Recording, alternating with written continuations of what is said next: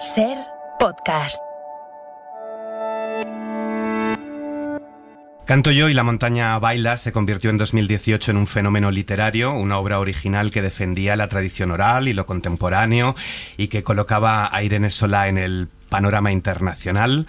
Te di boca y confabulaste con otro, te di ojos y miraste las tinieblas. Irene Solà, benvinguda a la hora extra. Hola, ¿qué tal? ¿Cómo estás? Muchas gracias por atendernos. Esta joven catalana debutó con Los Diques, Premio Documenta 2017. Acumulas unos cuantos premios ya en tu haber. Y ahora acaba de publicarse en castellano Te di ojos y miraste las tinieblas, una novela editada de nuevo por Anagrama y que condensa todo un universo propio que vamos a desarrollar. Está ambientada en una casa remota, en una masía de las Guillerías, habitada por mujeres. En Te di ojos y miraste las tinieblas reflexionas sobre la memoria, el olvido, la subjetividad, temas por los que te voy a preguntar. Pero antes quería empezar por algo que creo que ya te han comentado, y es que cubrimos un estudio que había hecho el Museo del Prado sobre el Jardín de las Delicias del Bosco, un tríptico grande, precioso, que tiene el cielo, tiene la tierra y tiene el infierno. Y en este estudio habían comprobado que el público, el visitante, el espectador del cuadro, donde más tiempo se detiene en todos los detalles, es precisamente en el infierno. Y eso quería preguntarte en primer lugar. ¿Qué tienen las tinieblas, la oscuridad, los fantasmas que tanto nos atraen? Tal vez muchas posibilidades, ¿no? Hay como en la novela como un interés constante de mirar a la oscuridad, pero yo entiendo la oscuridad como eso, como un lugar de posibilidades, como un lugar de libertad, casi también te diría, con un lugar de refugio, con un lugar de placer hasta, ¿no? Al menos así pasa en esta novela. De hecho, en tu escritura tratas de darle un poco alma a todo, claro, a las plantas, a los árboles, a los animales, pero también alma a la tiniebla, ¿no? Precisamente cuando estamos en el vientre materno, es oscuridad lo único que podemos ver y también leer en tu novela. ¿Cómo pueden convertirse las tinieblas precisamente en un refugio? Porque si uno ve el book trailer que ha hecho Anagrama, el tráiler del libro, realmente es una historia como muy inquietante, muy de terror, ¿no? Pero al mismo tiempo las tinieblas son también refugio, algo seguro como el vientre materno. Claro, en la novela hay una constante de contrastes y de dualidades, ¿no? Y la novela un poco entiende que en realidad no habría luz sin oscuridad o oscuridad sin luz, ¿no? Que van de la mano y que puede haber mucha luz en la oscuridad igual que mucha oscuridad en la luz. Así que, ¿no? Que un poco la novela también es una novela que, como tú un poco comentabas, se interesa mucho por la subjetividad, se interesa mucho por la perspectiva. Y claro, depende de con qué ojos estés mirando la oscuridad. Vas a ver unas cosas u otras, ¿no? Hay un juego también en el título, en este Te di ojos y miraste las tinieblas, ¿no? Que es un título que se podría marcar casi en un reproche paterno-filial, ¿no? Te di ojos, o sea, te di vida, o sea, te di un código moral, te di unos valores y hiciste con aquello que yo te di lo que tú quisiste, ¿no? Como te saliste de lo que yo quería o de lo que yo tenía marcado, de lo que yo esperaba de ti. Y en esta, ¿no? En este gesto de libertad o de libre albedrío, pues hay también como otro de los muchos intereses del libro. Pero sí, depende de cómo mires la oscuridad y de con qué ojos vas a ver monstruos o vas a ver caminos y posibilidades. Este libro sigue la estela un poco, ¿no?, del Canto yo. De hecho, creo que empezaste a escribirlo justo a continuación. No sé si es premeditado o si al final, como nos dicen muchos escritores y escritoras, uno acaba un poco escribiendo de lo mismo. Yo creo que o al menos yo noto en todos mis libros como unos intereses comunes, ¿no? Como que yo soy consciente de que está allí detrás pues la misma persona tirando de ciertos hilos o interesándose por ciertas cosas. Para mí cada libro es como una aventura, ¿no? Como cada libro tiene su propio proceso y en cada libro lo que yo estoy haciendo es aprender, es investigar, es hacer ciertas preguntas. Y para mí, a mí me interesa mucho como seguir aprendiendo siempre, o sea que las preguntas que yo me hice y que yo planteo en Te di ojos no son las mismas que las que yo me planteaba en el Canto yo, pero sí que están allí ciertos intereses como la perspectiva, como la voz, como la memoria, como el olvido y podríamos hablar de muchos más que de alguna manera se tocan y para mí, ¿no? Un poco como hay un tronco de investigación y de intereses como principal, y este tronco va haciendo, ¿no? Va sacando como ramitas, y las ramitas a veces sacan un fruto que es una novela, pero mi trabajo, digamos, mi investigación sigue estando en este tronco. Por lo tanto, como los intereses, las preguntas están siempre en este camino vital, casi te diría, de investigación, de trabajo. Uh-huh. Vamos a entrar un poquito en la historia. En un solo día concentras esta historia. Es el último día de Bernadetta y van apareciendo por esa masía todas las mujeres que han habitado esa casa, sus recuerdos y las consecuencias de un hecho inicial, que es el pacto de Joana con el diablo para encontrar marido. Vienes a presentarnos el libro esta semana a Madrid, cuando precisamente el CaixaForum ha estrenado una exposición que se llama Veneradas y Temidas, que analiza el poder femenino en el arte, las creencias y las religiones de los últimos 5.000 años. That's a really interesting question. I mean, certainly what we see through this exhibition is just how complex and diverse representations of the feminine are. Dice que son representaciones, la comisaria de esta exposición, de la feminidad mucho más complejas e interesantes que la de los hombres, que la masculinidad. El poder femenino asociado a la naturaleza, a su abundancia, a la fertilidad, a los cuidados. El poder femenino asociado también a la pasión, al deseo, al caos, a la magia, a la maldad, diosas, monstruas, diablesas, brujas que viven en los márgenes de la sociedad, que han experimentado historias de sufrimiento que las han transformado en seres malignos. No sé si esta exposición precisamente recoge un poco el espíritu de las mujeres de Tediojos. Seguramente haya muchos puntos en común. Una de las cosas que a mí me interesa también cuando estoy escribiendo, y en concreto cuando estaba escribiendo este libro, era reflexionar precisamente en cómo se han construido, cómo se han narrado los personajes y las historias de personajes femeninos, tanto a nivel histórico como a nivel de ficción, como a nivel folclórico, como a nivel de narrativa oral, etcétera. Así que hay un interés constante, ¿no?, en el libro de pensar, ¿no?, como ya no solamente cómo son o cómo no o dejan de ser, sino cómo se construyen, ¿no?, cómo se narran los personajes femeninos o las historias de estos personajes. Porque es difícil, ¿no?, que las mujeres, sobre todo que están en los márgenes, cuenten su historia y sean protagonistas con su voz de sus propias historias. Claro, ese es otro de los grandes intereses de este libro, ¿no? Este es un libro que en vez de irse a vivir grandes aventuras, en vez de irse a la guerra, en vez de irse a conocer mundo, pues es un libro que lo que hacemos es nos quedamos en casa, ¿no? Y nos quedamos en casa, que es el hogar al que históricamente pues se ha relegado a las mujeres. Y es un libro que se interesa mucho, no es una novela histórica para nada, pero sí que es un libro que se interesa mucho por cómo se ha construido y cómo se han narrado las historias y la historia en mayúsculas, ¿no? Y es un libro que reflexiona mucho sobre el hecho de que no hay una historia familiar objetiva y no hay una historia en mayúsculas objetiva. Y el libro se hace preguntas constantemente sobre quién ha decidido qué forma parte y qué no forma parte de la historia, las historias de quién son relevantes, las voces de quién hemos escuchado y las de quiénes hemos negligido. Y precisamente por eso, pues las protagonistas de esta novela son este grupo de mujeres que ya no solamente es que sean mujeres, sino que es que además la mayoría son mujeres viejas, son mujeres fuera del canon, son mujeres abyectas, casi podríamos decir, son mujeres muertas, ¿no? Y esta novela pues no pone en el centro lo que podríamos decir en otros contextos ha sido los márgenes, ¿no? Y se mira pues la historia de estas mujeres y se mira esta masía, que es una casa escondida, ¿no?, en medio de estas montañas, y aquí es donde transcurre este día que tú comentabas, que a la vez contiene pues cientos de días y cientos de recuerdos y cientos de momentos y de historias. Son mujeres viejas y también son mujeres a las que les falta algo, o un trozo de corazón, o las pestañas, o el ano, la lengua, pero también la memoria o la capacidad de sentir dolor o el amor hacia una madre. ¿A qué responden estas carencias? No sé si es también un reflejo de esta sociedad que cada vez pierde más su memoria, olvida.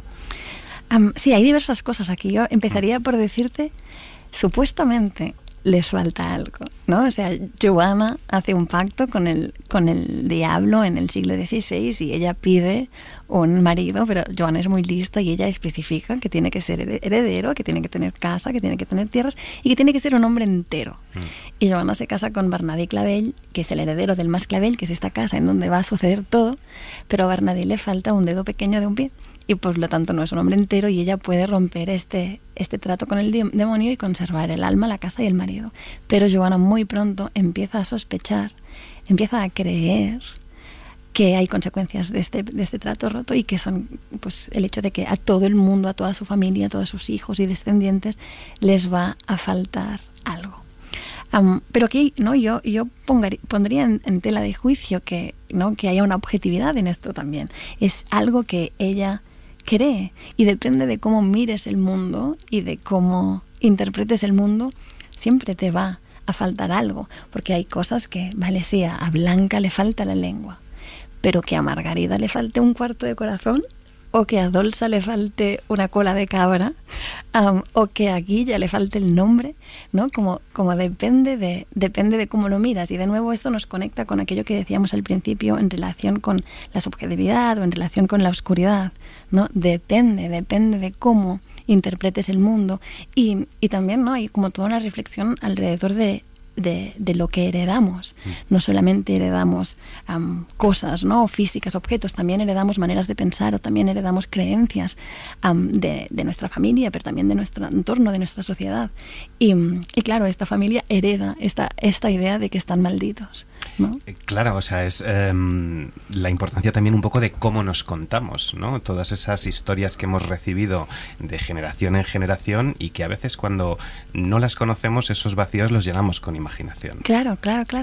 Y un poco como tú decías también, cada supuesta carencia a mí me permite reflexionar sobre cosas distintas. Hay un personaje, Marta, que es un personaje contemporáneo, ¿no? Que es un personaje que está vivo hoy en día, que lo que supuestamente le falta es la memoria, ¿no? Marta tiene mala memoria. Claro, pues este personaje a mí me permite reflexionar muchísimo alrededor de qué recordamos y qué olvidamos y qué transformamos cuando narramos el recuerdo, ¿no? Qué elegimos recordar y qué no elegimos recordar, tanto a nivel individual como a nivel colectivo. Y aquí también aparecen muchas preguntas, ¿no? Como te hablaba también de estas dualidades de la novela. Y hay como como en la novela nunca sabes qué es una suerte y qué es una desgracia, ¿no? Como no tener memoria es una desgracia o es una suerte. No sé qué decirte. Marta es un personaje que tal vez es de los que vive con más ligereza. Hay otro personaje, Ángela, que no siente dolor. ¿Es una suerte no sentir dolor? Preguntémosle a Ángela, porque ella se pasa toda la novela absolutamente obsesionada por todo lo que no entendió porque no sentía dolor. También los hombres arrastran la maldición, como el bandolero Clavell, torturado, ejecutado, descuartizado, que es un guiño a un caso real. Has dicho que no es una novela histórica, pero hay hechos reales o basados en hechos reales. ¿Cómo ha sido ese proceso de documentación? Porque creo que te gusta mucho viajar, leer y que ahí te vuelcas mucho, ¿no? Sí, ha sido muy interesante para mí todo el proceso de investigación. Y sí, Clavell es un guiño directo al bandolerismo catalán y concretamente a Serrallonga, que es un personaje histórico real. Y en mi proceso de trabajo hay una parte que para mí es muy importante, que es toda la parte de investigación y que en realidad desde mi punto de vista va muy unida a la de escritura. O sea, yo no las entiendo como dos partes separadas, yo no investigo mucho y cuando ya sé todo me pongo a escribir, sino que a partir de eso que te comentaba, ¿no? De intereses, de preguntas, de cosas que yo quiero aprender o de cosas que yo quiero saber, pues yo voy tirando de los hilos y voy investigando, pues leyendo sobre procesos judiciales por brujería, leyendo sobre procesos judiciales por bandolerismo, leyendo sobre todo lo que a mí me pueda llamar la atención y a partir de, ¿no? Yo a veces digo que lo que hago es construir una piscina y llenarla de agua y cuando hay un poquito de agua me tiro y nado, que eso es escribir, es empezar a jugar, a explorar, a ver qué puedes contar con lo que tienes, pero aunque estés nadando nunca dejas de meterle más agua, que es más investigación y más preguntas y más ir a conocer expertos o a gente que sabe cosas que yo no sé, o más ir a archivos y a bibliotecas y más leer.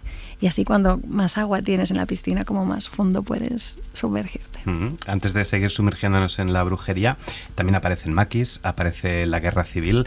¿Cómo pesa este pasado en tu generación o en las generaciones actuales, a propósito también de la memoria y el olvido? Claro, a mí a veces me resulta difícil o complicado hablar por otros o hablar por toda una generación, pero te diré que en mi caso a mí me interesa profundamente, ¿no? Me interesa entender de dónde venimos, desde dónde miramos el mundo, qué piedras cargamos en la mochila, ¿no? Y para eso a mí me interesa pues ir hurgando, ir preguntando, ir investigando tanto a nivel histórico como también a nivel folclórico. Yo creo que sí, que el lugar de donde somos y las historias que se cuentan desde allí, tanto las que tienen que ver con hechos históricos que han sucedido en ese lugar, como con lo que decíamos, ¿no? Cómo la gente de ese lugar ha intentado entender e imaginar el mundo y se ha puesto a contar historias, todo eso nos habla de quiénes somos, de quiénes hemos sido y de qué hemos heredado.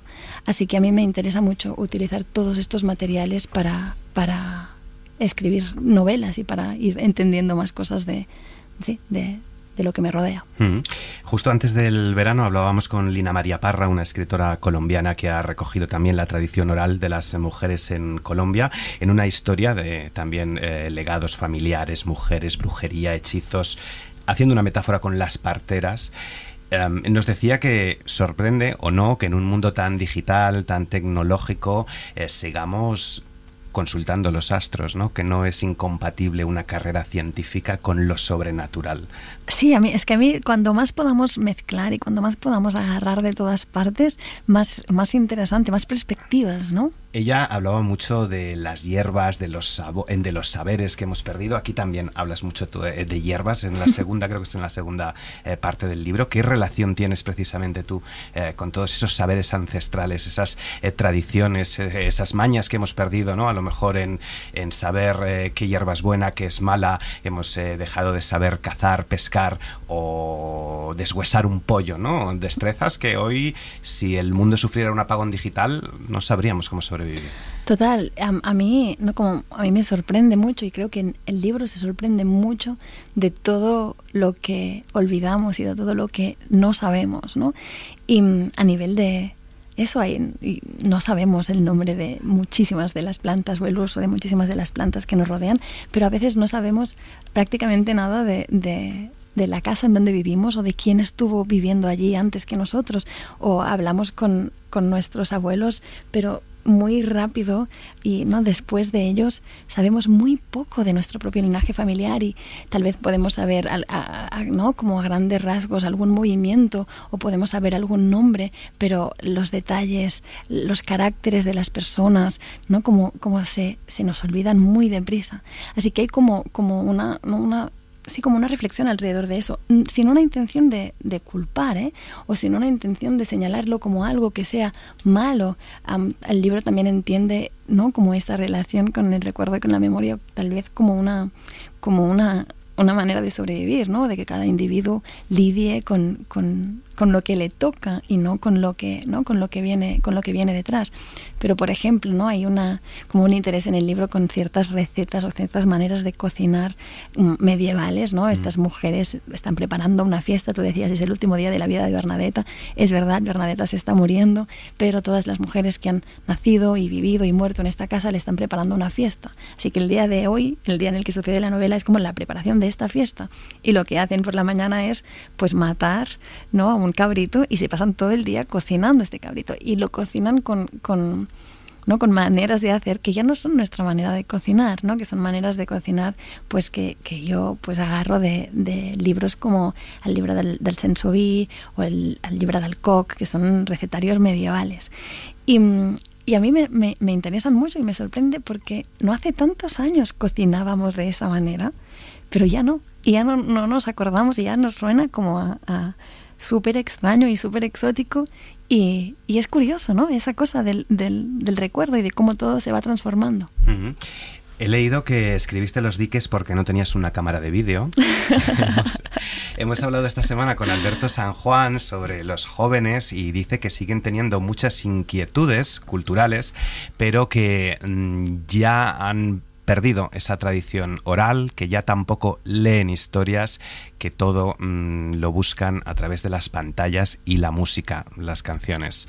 Yo suerte tengo de internet para trabajar, o sea, yo escribo, pero siempre digo que escribo como escribo porque tengo una constante ventana al mundo que me permite saciar una gran cantidad de preguntas o de curiosidades, encontrar el libro del Sensoví con recetas medievales, pero también encontrar vídeos de YouTube en donde aparecen animales copulando para poder describir lo que Blanca mira, o sea, y puedo encontrar en internet pues eso, ¿no? Como todo lo que puedo llegar a preguntarme, así que yo no, a mí me interesa vivir y escribir y trabajar en contacto con esta cosa fantástica y a la vez espeluznante que es el mundo digital.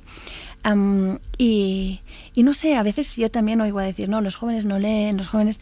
Y luego yo estoy, ¿no?, como hablando de un libro, presentando un libro y se me acercan lectores súper jóvenes, ¿no?, como leyendo muchísimo. O sea que no sé muy bien qué decirte en ese sentido, pero yo creo que soy más bien optimista y que tengo mucha fe en la gente joven y en la gente en general. Y sí, o sea que un poco en esa dirección. Y es verdad que a veces hago esta broma, ¿no?, de yo escribí los diques. Yo estudié Bellas Artes. Mi sensación es que yo escribo desde metodologías que viven totalmente del arte contemporáneo, esta cosa que te hablaba del proceso, del investigar, de la curiosidad, del juego, entendido como algo muy, muy serio, pero con una parte de goce y de aprendizaje. Pero después de estudiar Bellas Artes yo me fui a Inglaterra y estudié un máster allí que mezclaba literatura y cultura visual.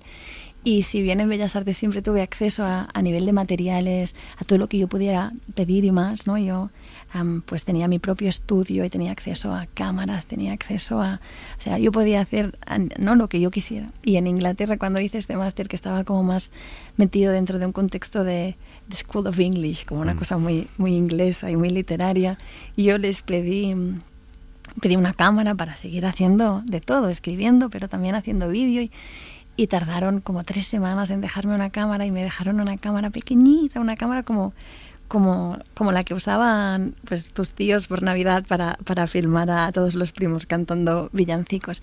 Y yo grabé muchas piezas de vídeo con esa cámara diminuta. O sea, no te pienses que como no tenía la gran cámara dejé de hacer vídeos. No. Yo grabé muchísimo vídeo con esa cámara. Pero también era mucho más difícil, ¿no? Como conseguir la cámara, tenías que esperar mucho más. Y yo escribí mi primer libro de poemas mientras estaba en ese taller de Bellas Artes que te comentaba. Pero también, ¿no?, como todo esto me permitió ir reflexionando alrededor del hecho de que, al menos para mí, ¿no?, escribir es como me da mucha libertad, en tanto que un lápiz, un papel, y puedo construir lo que quiera, puedo ir donde quiera, puedo, ¿no?, como reunir un ejército de cientos de miles de soldados, o puedo irme a Marte, o lo que, ¿no?, como que las posibilidades son muy, muy infinitas. Aunque es fantástico que haya gente haciendo películas y es fantástico que haya gente haciendo otras cosas bien distintas. Claro. A propósito de la libertad o del libre albedrío que has comentado antes, te quería hacer una pregunta sobre el espacio, sobre esa masía, porque las mujeres se aíslan en la casa, todos los acontecimientos del mundo ocurren en aquella masía yerma, hundida y maloliente, pero al mismo tiempo, a pesar de estar encerradas, son libres y son dueñas de su destino, ¿no? A priori una contradicción, pero no tiene por qué. Claro. No, y un poco como te decía, ¿no?, el libro está lleno de estos contrastes y de nunca saber qué es una suerte o qué es una desgracia, ¿no? La mayoría de hombres de esta novela sí pueden marcharse, ¿no? Y sí pueden elegir pues una vida de bandolero, una vida de soldado o una vida de cazador de lobos y irse lejos de esta masía.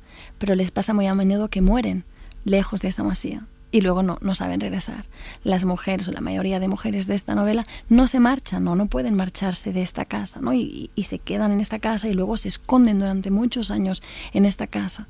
Y y lo que podría parecer también pues una desgracia, una mala suerte, les permite morir y quedarse allí, ¿no? Y ser las amas y las señoras de ese contexto y como mandar ellas, ¿no? O irlo construyendo a su manera de ver, a su manera de ser. Y luego en la novela hay un juego constante con los que se esconden, ¿eh? Esta es una novela en la que la mayoría de personajes no eligen como el camino obvio de la heroicidad o del protagonismo, sino que es una novela que está llena de personajes que lo que están haciendo es esconderse. Y se esconden las mujeres, pero es que también se esconde la casa, pero es que también, ¿no? Hasta, ¿no? Hay bandoleros que se esconden, hay maquis que se esconden, hay, ¿no? Como soldados que deciden no ir a la guerra y emboscados, ¿no? En catalán sería que se esconden, pero es que también se esconden los lobos, pero es que se esconde ¿no? las brujas, es que se esconde el mismísimo demonio, está como ahí escondido en estas montañas. Y el tiempo, todo pasa en un día, pero también el tiempo es subjetivo, ¿no? Total. Hay una manera de tratar el tiempo, ¿no? que bebe o que sí, como que guiña el ojo a la manera en como el folclore, en como el storytelling trata el tiempo, ¿no? A esta bella durmiente que se echa una siesta de 100 años, ¿no? Hay como un juego en la novela constante con esta subjetividad, con esta relatividad del tiempo, que para mí también, ¿no? Como también remite al hecho de que, o también reflexiona sobre el hecho de que las historias manipulan, modifican el tiempo dentro de sus estructuras. En una historia pueden pasar 100, 200, 300 años en una frase, pero también lo modifican fuera de sus estructuras, en tanto que cuando a ti te están contando una buena historia, cuando estás leyendo un buen libro, cuando estás viendo una buena película, 1 hora o 2 horas pueden parecerte como 5 minutos, ¿no? Así que hay como un juego allí, como una reflexión allí con el tiempo. Una última pregunta. Es un libro oscuro y es un libro luminoso a la vez. Empieza con oscuridad y termina con oscuridad. Has hablado de que todos están escondidos. ¿Es así un poco como ves a lo mejor el futuro? Más oscuro que luminoso, con luces y sombras, pero al final todos escondidos esperando a ver qué pasa.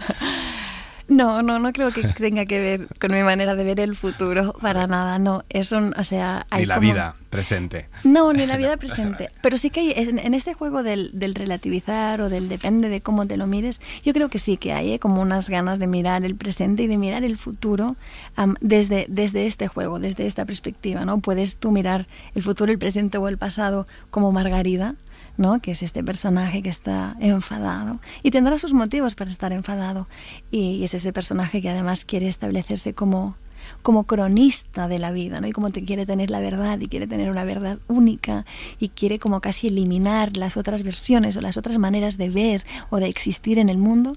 O luego puedes ser como algún otro personaje, ¿no? que vive la vida y el momento presente y la posibilidad del momento futuro, pues tal vez con más ligereza, tal vez con más optimismo, tal vez con más luz. Pero tú eliges, ¿no? El mundo, la casa, la historia, el futuro, el pasado y el presente son el mismo.